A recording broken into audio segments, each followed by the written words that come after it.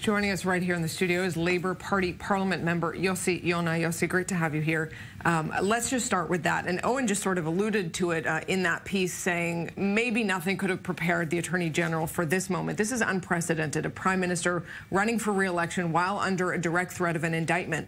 What responsibility do you think the Attorney General does he have to actually announce whether he wants to indict Netanyahu or not before the vote?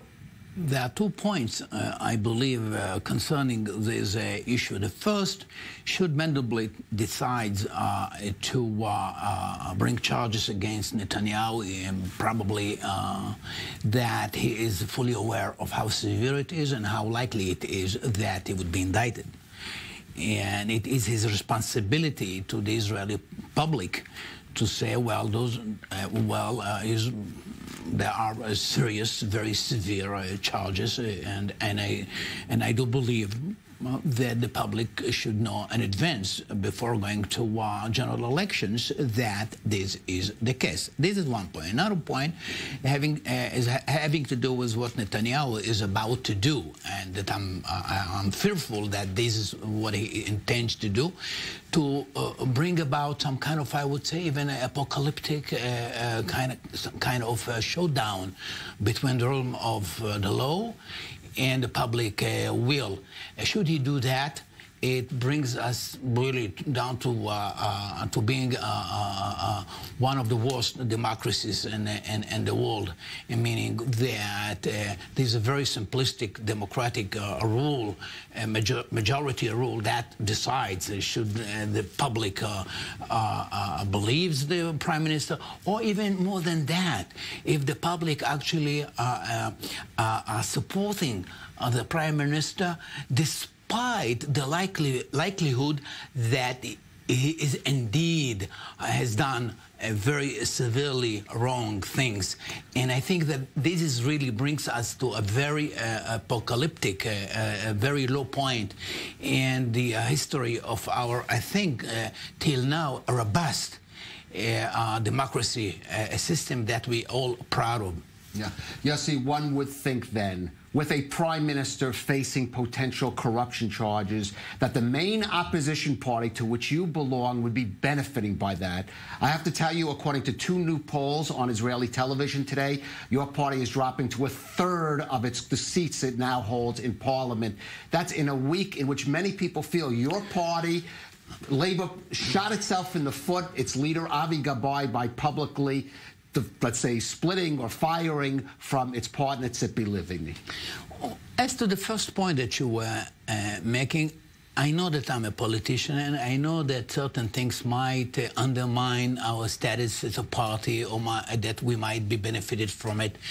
But nonetheless, I do urge all of us to look beyond that. There are things that really detrimental to the future of our country. And it goes beyond simple political considerations, who's going to be benefited and who's going to be harmed by this. And I really urge all of us to think that way. Though, as you might suggest, it might be that there would be one party would be benefited from it, another party might be hurt by it. But this should not be really the consideration. I know that it comes from a politician. You take it with a grain of salt. But I urge you But not Yossi, to. there is a reality that the left, I mean, historically, let's remind our viewers, has not been able to overtake the right for decades. But also even now, again, in that situation where the Prime Minister is running for his 4th consecutive term, a suspect in 3 corruption probes, under a threat of indictment. Police have already recommended an indictment. You have the left and center sort of scattered, various parties, and all of them together not showing that they can overtake the Prime Minister. How is that possible? Okay, this is a different issue. And I'm working as a politician, of course, urging all sectors, all parties that one way or another associated with left ideas to come together. Because indeed the challenges facing us are very grave, you know, nationally, economically, and so forth and so on. And I do hope at the end of the day, I'm declaring and I'm presenting myself as a leftist, and I have no qualms about that. I'm a Zionist, but I'm leftist, and I think.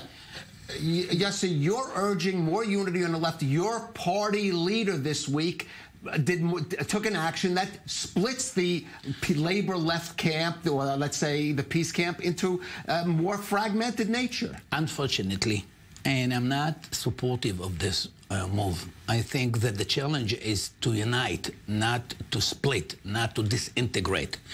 And again, this is why I'm saying that I'm urging all of those parties, movements associated with the left, with the leftist agenda, that they should indeed look for the good of our country, for the future of our society. What is preventing them from getting together, from uniting to be able to really, present a strong opposition to the Prime Minister? Is it just the ego of your leadership, or all the leaders? Most of the leaders are actually guided by this perception, and that says, well, either I would be the one who's going to serve the country, and otherwise I don't care. And I think this is the wrong way to go about these things. They all should sit together, should convene and say, figure out who would have the better chances, to win the election, and ask everybody to join in, and to follow his or her leadership. Have you said this to the leader of your party, Avichai? Have you told him this face-to-face? My views as to this issue are very clear, and I can assure you that the leader of my party is fully aware of my position on this issue. What you've just said in many ways echoes what Tzipi Livni, who was just kicked out of your party, has been saying. I'm not saying, again, that it is necessary that he is the one to step down. All I'm saying, hey guys, just mature a little bit, sit together, convene, and understand that what is on stake here, what is online, concerning all of us, and just think about the best interest of our country, and act accordingly. And acting accordingly, it might be the case that, well, it is not might be the case, that most of the leaders belonging to the left spectrum of the Israeli political life should give up and choose one of them to lead us into, to put it this way, into more halcyon days.